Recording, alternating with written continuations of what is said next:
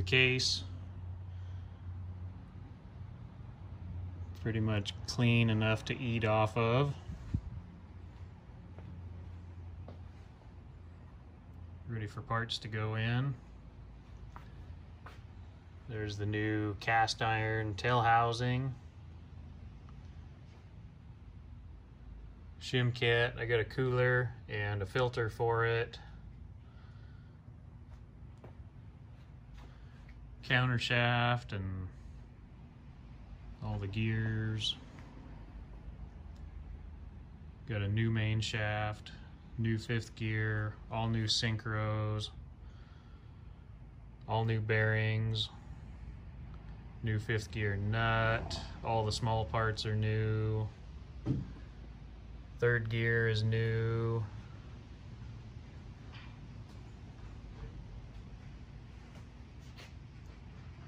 All the rest of these are OEM, good used. All the snap rings, all that kind of stuff is new. This is a fully splined main shaft. This 1st and 2nd gear synchronizer is the most challenging one, getting all 4 of these springs and struts in place and sliding the ring over it without having any parts flying out. This is 3rd and 4th, and it only has 3.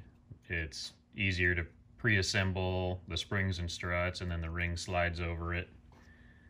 And then reverse and 5th, same deal. They're pretty easy to put together. 1st and 2nd gear synchronizer.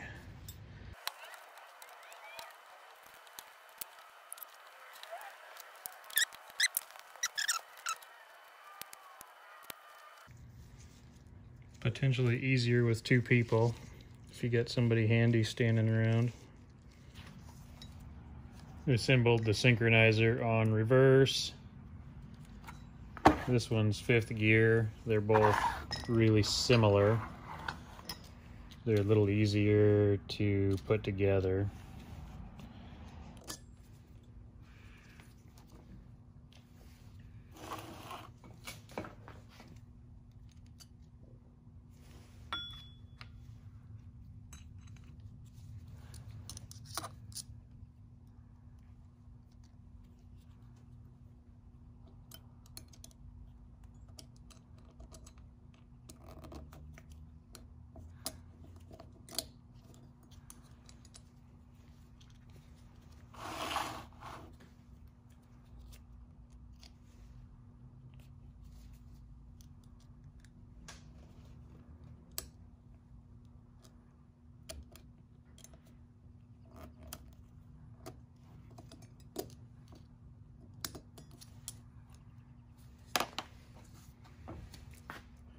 And basically these can only go one way once you have them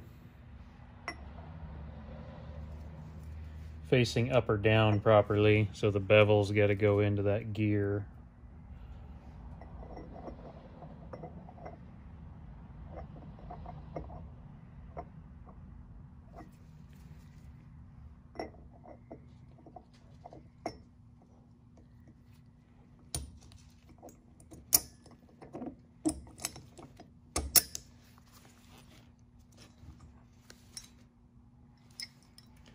So there's 5th gear.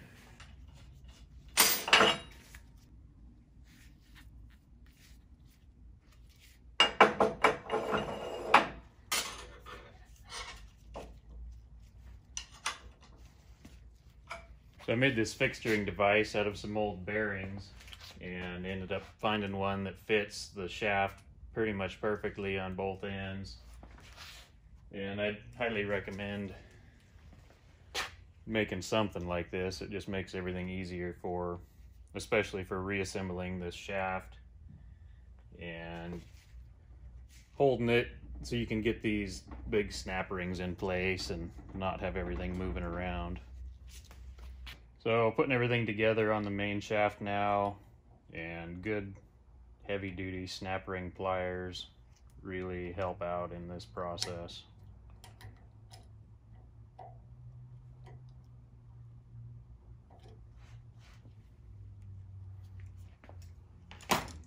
These are snap-on. This is first and second gear synchronizer assembly.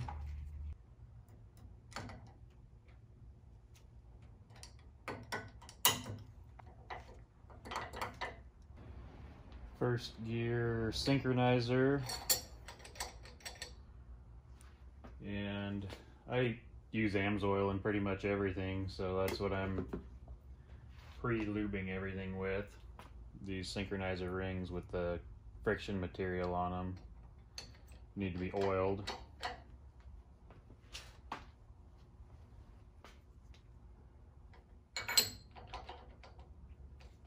And then another large snap ring.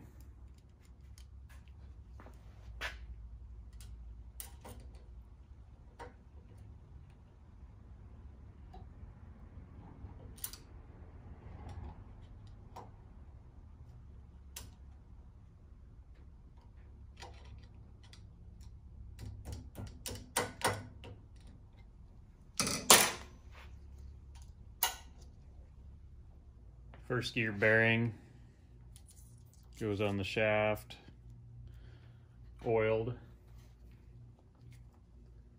First gear.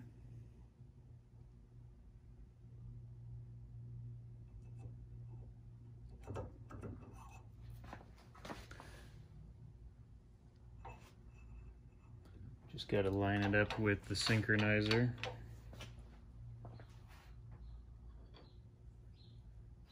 And then this is reverse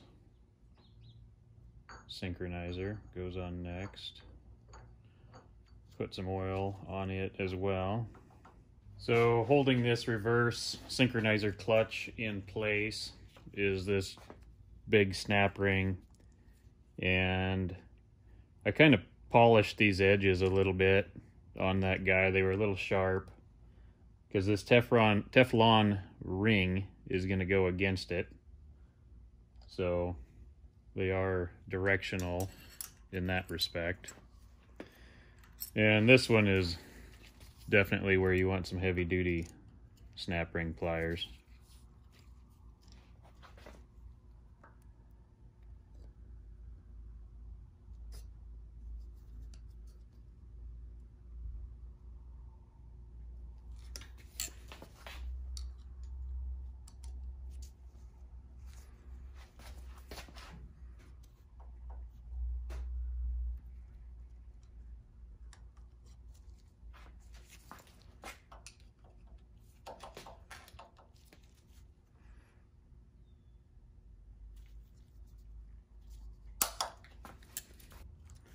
And that does not seem right.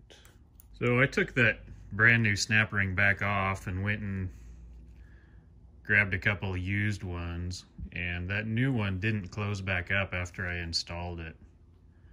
It just kind of stayed expanded. So I'm thinking that's a defective part, aftermarket of course. So I'm just gonna reinstall one of these factory ones.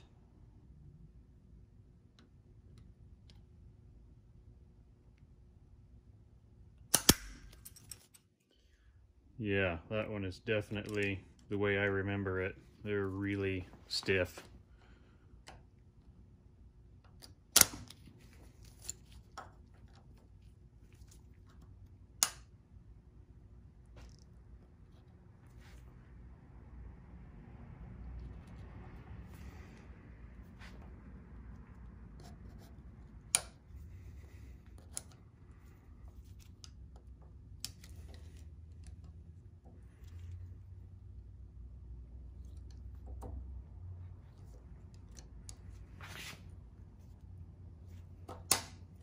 Yeah, that one's a much tighter fit.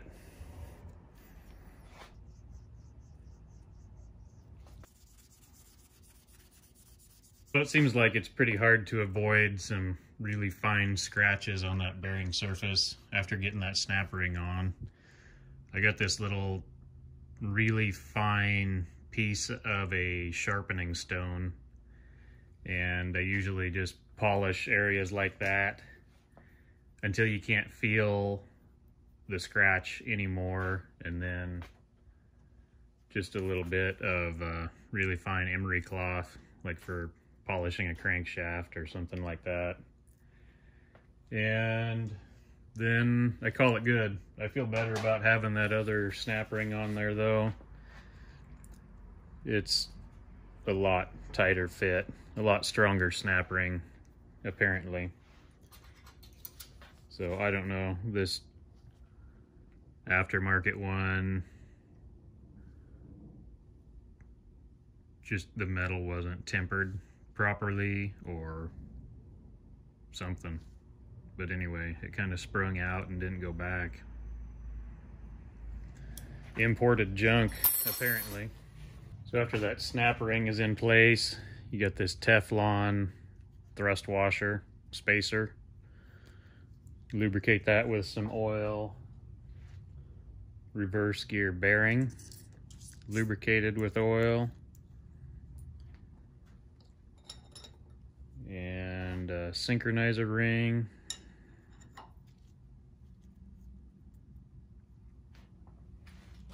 And then this reverse gear that we already assembled can go on.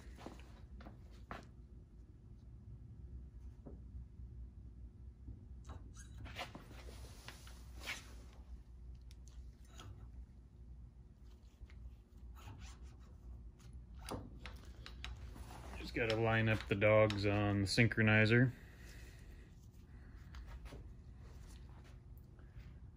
That should be sitting flush with that shoulder now. And then there's a thrust washer that goes between reverse and the rear output bearing, which goes on this surface. On this reverse thrust washer, I don't know why, but they have a groove machined in them for a anti-rotation pin, but there's no hole in the shaft for such a pin.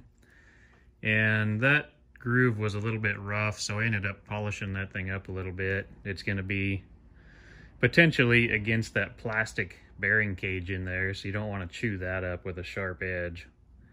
But just thought I'd show that. Also, some of these gears, like this reverse gear, there's 3 little oiling holes that go through the gear, and you want to make sure those are cleaned out and there's no metal junk stuck in there blocking the hole.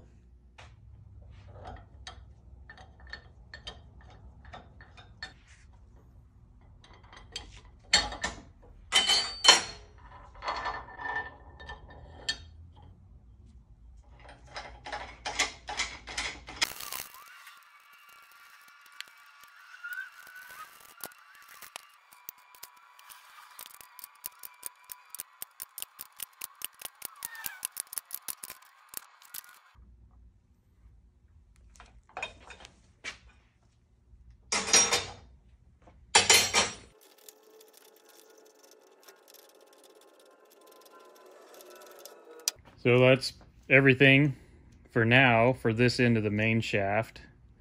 Press that bearing on and make sure it's fully seated. When it's fully seated, it will lock that reverse gear thrust washer against the shoulder on the shaft and keep it from spinning. And 5th gear goes on after it's in the case. So we'll move on to the other end of the shaft.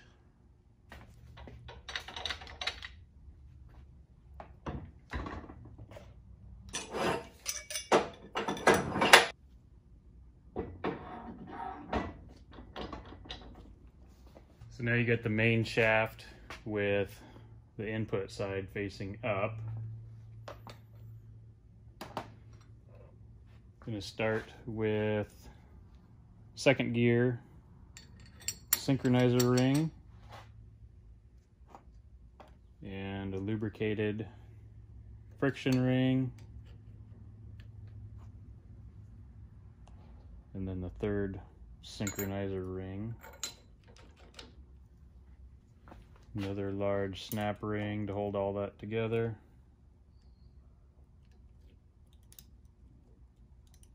So with second gear synchronizer locked in place, you'll slide on the lubricated bearing. Second gear, lining up the synchronizer with those grooves.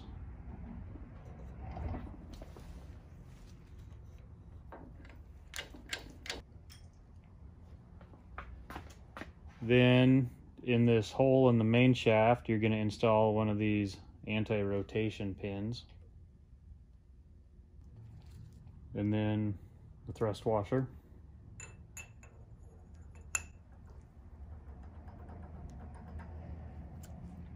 Next, you need a snap ring to retain this thrust washer, and you want to put the open end of the snap ring opposite of that anti-rotation pin. And then I put the smooth side of the snap ring facing up, which there will be a Teflon thrust washer here too.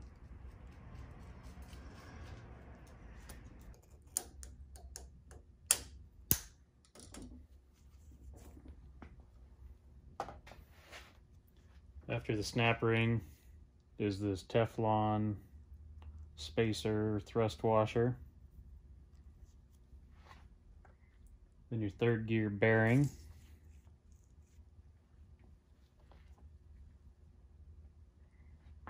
Third gear.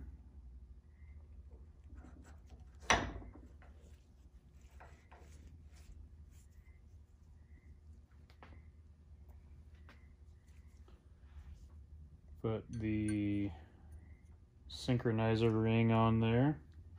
So for this third and fourth gear synchronizer, it's got a groove in it, and that's got to go up in this case.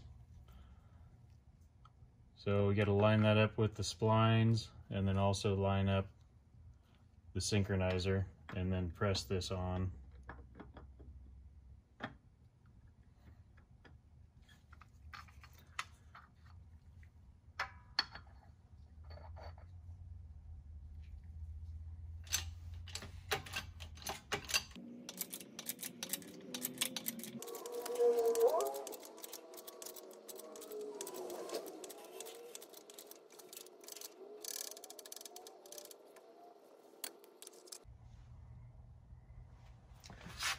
So main shaft is fully assembled now.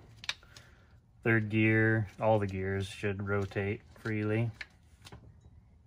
Next thing I'm going to do is I'll press this input shaft bearing onto the shaft with a hydraulic press and a piece of round tubing. Also on this operation, I put a piece of aluminum sheet under this shaft because you want to protect that bearing surface on the end of that shaft. That's for your thrust bearing.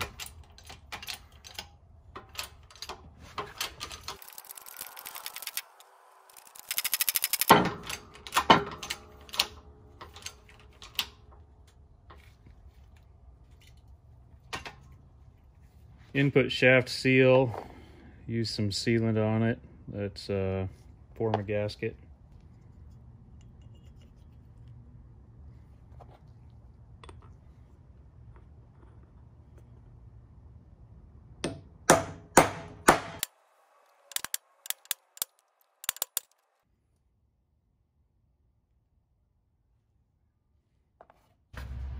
Next, I'm going to press in the race for the input bearing.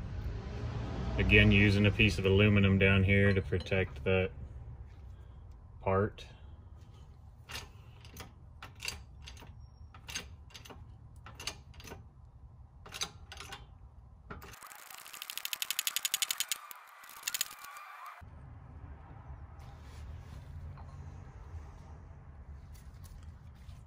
Seal and race installed now.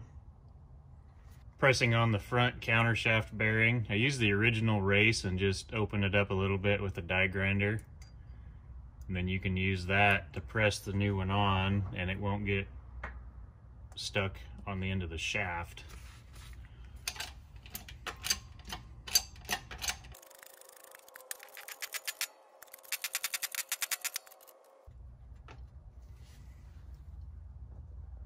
Next, you need to drive the front counter shaft bearing race into the transmission case.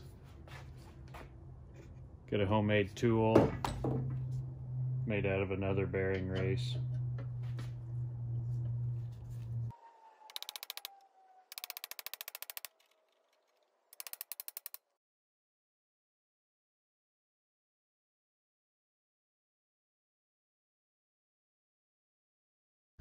So to install the counter shaft into the case now, you need a spacer, and it'll set right inside there to support the shaft when you install the rear counter shaft bearing.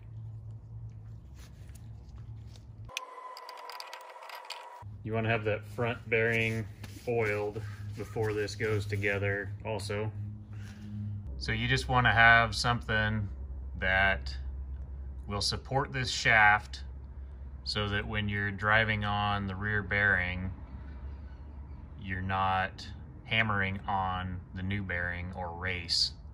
So you're supporting the end of the shaft down to your table. So on this rear counter shaft bearing, before I drive it on, I put some black electrical tape on this 5th gear bearing surface on the shaft just to make sure it doesn't get scratched or damaged in any way.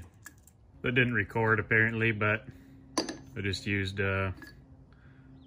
tubing, and then I had a scrap piece on top that I used to hit with the hammer. Drives on pretty easy. I did warm that bearing up just a little bit. So I put some oil on that bearing and removed that spacer that I had under the shaft. Put some oil on the race, and you can install that in there. Next thing you can do is install this rear bearing retainer plate. This has got a machined surface on one side, and that goes down towards the case. Also, I've put what I believe are the original shims from this transmission in place, and I'll snug the bolts down and check that with a dial indicator. This shaft needs to be set at 2 to 6 thousandths of end play. After my first test fit, I determined I needed about a 25 thousandths shim stack. So I got a 10 and a 15 here.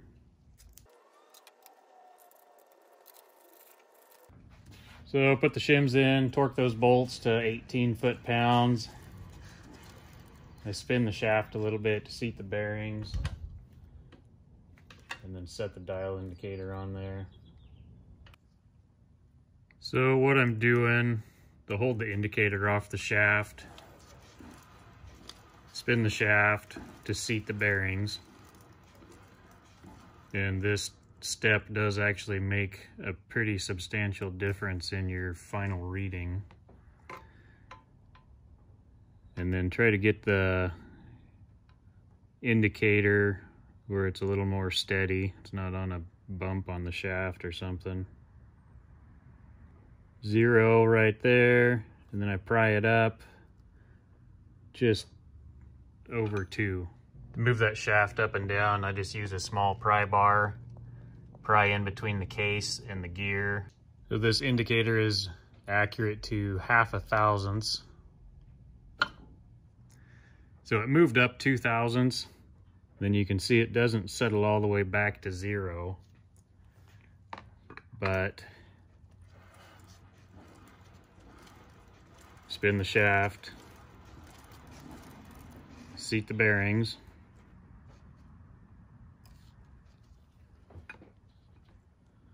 right back to 0.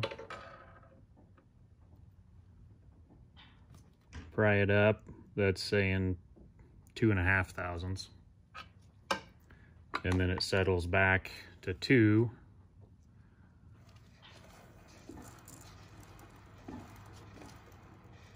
But after you spin the shaft, seat the bearings, it goes back to 0. So I'm thinking this is the most accurate way that I can measure this.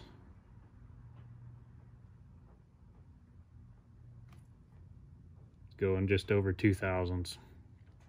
So you just get one shot, basically. You pry it up, take your measurement, and then it's not going to settle back. So if you just pry it up from there, it's saying you're only 0.5 thousandths in play.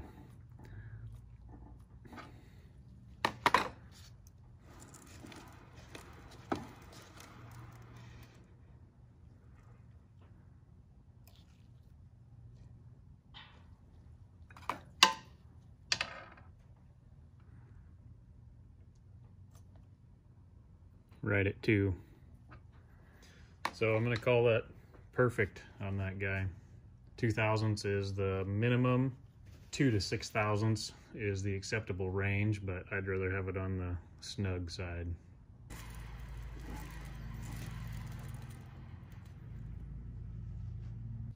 So once you get the end play and the shims figured out on this counter shaft, put the reverse idler in the case, because this plate locks the pin in place.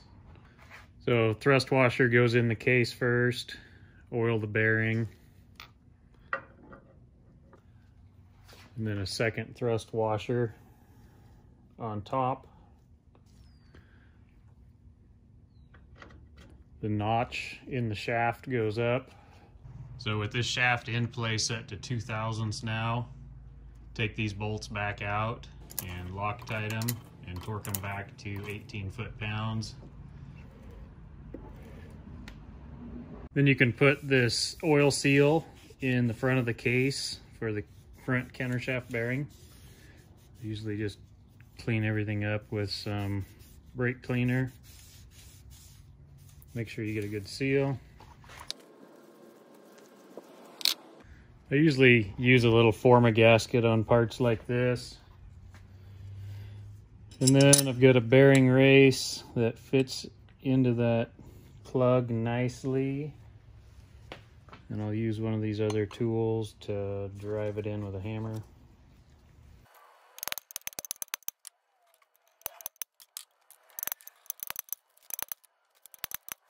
So now you can take the main shaft assembly and install it into the case.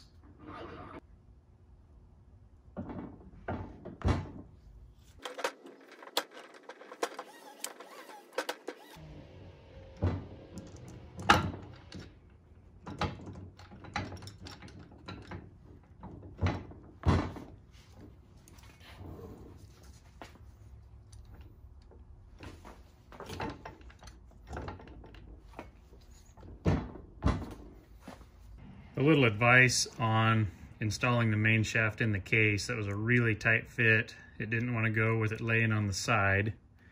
And that's how some of these Dodge cases are. I think it's more common with the Dodges, but basically the edge of this second gear will hit the edge of the second gear on the counter shaft, and it won't allow the main shaft to fully install into the case. This one was a tight fit, and with the transmission upright, I was able to work the gear back and forth a little bit by hand and got it to slip in there, but it's just barely work kind of deal. And I see a chip on this second gear tooth, and that's probably something that happened when it was in for the warranty rebuild, and they probably forced it in kind of aggressive and chipped that tooth. But what I would recommend on a situation like this, if you know your case is machined kind of tight, leave your rear main shaft bearing off of the shaft until after this whole main shaft assembly is in the case. And that's what I should have done, but it's been years since I tore this transmission apart, and I had forgotten how tight this case was. So a little advice could save you wasting a rear bearing.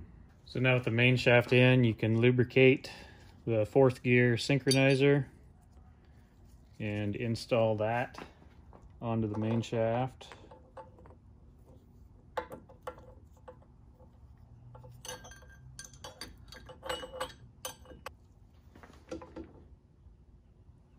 Next, you want to oil and install the thrust bearing onto the main shaft, and the rollers face towards the front, towards the input.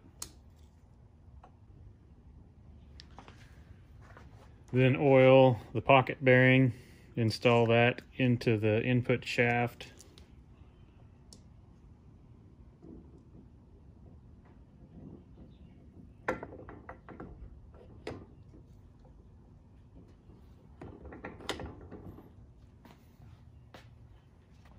Now the front bearing retainer can go on.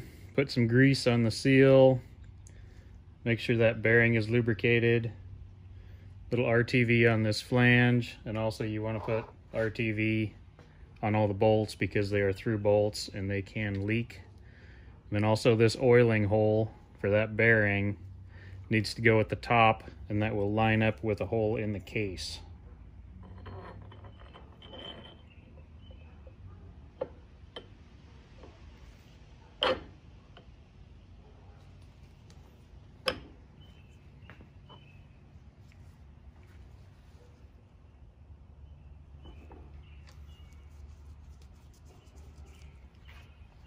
And then torque these bolts to 22 foot-pounds.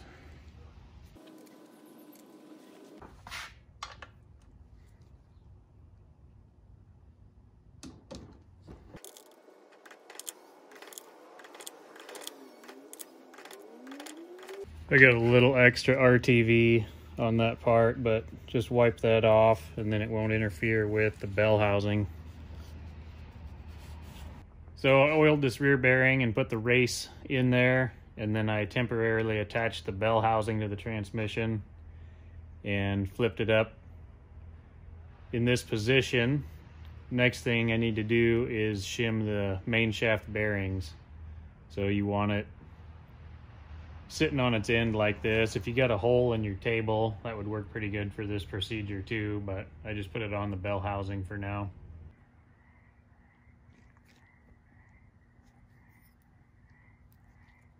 First try, I had one shim at 35 thousandths, and it looked like about 3 thousandths end play, which is pretty close, but I was able to come up with 2 shims and make 36, so I'm gonna try that. Then it should be perfect. Got the main shaft shimmed right at 2 thousandths of end play. Seems like it's perfect.